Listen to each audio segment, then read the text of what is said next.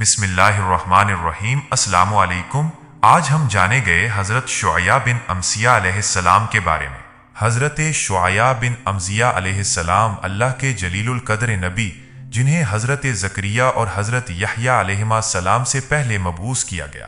آپ نے اپنی قوم کو نہ صرف اصلاح کی دعوت دی بلکہ آنے والے عظیم نبیوں حضرت عیسیٰ علیہ السلام اور خاتم النبیین حضرت محمد مصطفیٰ صلی اللہ علیہ وآلہ وسلم کی بشارت بھی دی۔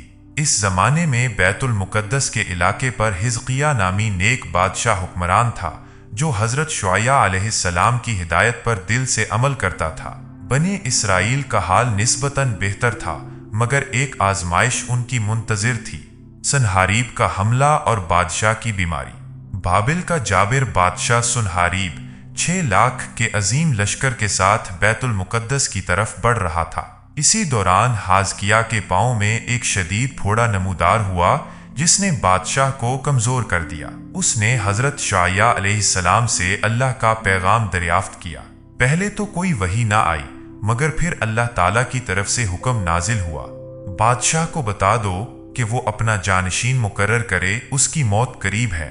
یہ سن کر بادشاہ نے رخ قبلہ کیا، آنکھوں سے آنسو بہتے گئے اور دل سے ایسی عاجزانہ دعا کی جو عرش الہی کو چھو گئی: اے اللہ، اے بادشاہوں کے بادشاہ، اے وہ ذات جو نہ سوتی ہے نہ اونگتی، میرے اخلاص کو دیکھ، میں نے تیری رضا کے لیے حکومت کی۔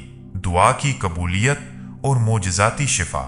اللہ تعالیٰ نے حضرت شعیع علیہ السلام کو دوبارہ وحی فرمائی: بادشاہ کو خوشخبری دو، ہم نے اس کی دعا سن لی ہے، ہم نے اس کی عمر میں اضافہ فرما دیا ہے اور سنہاریب کے لشکر سے حفاظت عطا کر دی ہے۔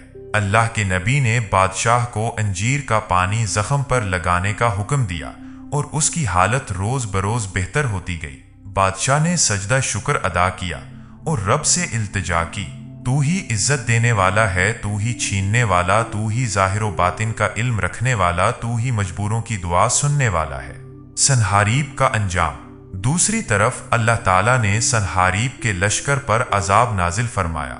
6 لاکھ کا لشکر لمحوں میں مٹی میں مل گیا، صرف 5 افراد بچے، جن میں مشہور بخت نصر بھی شامل تھا۔ انہیں گرفتار کر کے توق میں جکڑ کر بیت المقدس کی گلیوں میں پھرایا گیا۔ پھر اللہ تعالیٰ نے حضرت شعیع علیہ السلام کو وحی کی: انہیں آزاد کر دو تاکہ اپنی قوم کو ہماری قدرت اور سزا کا پیغام پہنچا سکیں۔ جب وہ لوگ واپس پہنچے تو سنہاریب نے اپنی قوم کو بتایا کہ کس طرح رب بنی اسرائیل نے اس کے لشکر کو تباہ کر دیا ہے۔ کاہنوں نے کہا: ہم نے تمہیں پہلے ہی کہا تھا کہ انبیاء بنی اسرائیل کے رب سے ٹکر نہ لینا، کیونکہ اس کی مدد ان کے ساتھ ہے۔ شہادت کا عظیم مقام۔ کچھ عرصے بعد حزقیہ کا انتقال ہو گیا اور بنی اسرائیل میں پھر گمراہی پھیل گئی۔ حضرت شعیع علیہ السلام نے ان کی اصلاح کی کوشش کی، مگر قوم نے مخالفت پر تل کر ان پر حملہ کر دیا۔ آپ ایک درخت کی طرف بھاگے جو اللہ کے حکم سے پھٹ گیا اور آپ اس میں چھپ گئے، مگر شیطان نے آپ کے کپڑے کا ایک کونا باہر نکال دیا۔ لوگوں نے اسے دیکھ کر آرا منگوایا اور درخت سمیت حضرت شعیع علیہ السلام کو چیر دیا۔ یوں حضرت شعیع علیہ السلام جام شہادت نوش فرما گئے، مگر آپ کی دعوت، استقامت اور قربانی تا قیامت ایک سبق بن گئی۔ اس واقعہ میں ہمیں سبق ملتا ہے کہ دعا میں طاقت ہے اگر وہ خلوص سے ہو۔ جو اللہ پر توکل کرتا ہے وہ بڑے بڑے دشمنوں سے محفوظ رہتا ہے۔ اللہ کے نبیوں کی مخالفت ہمیشہ بربادی لاتی ہے۔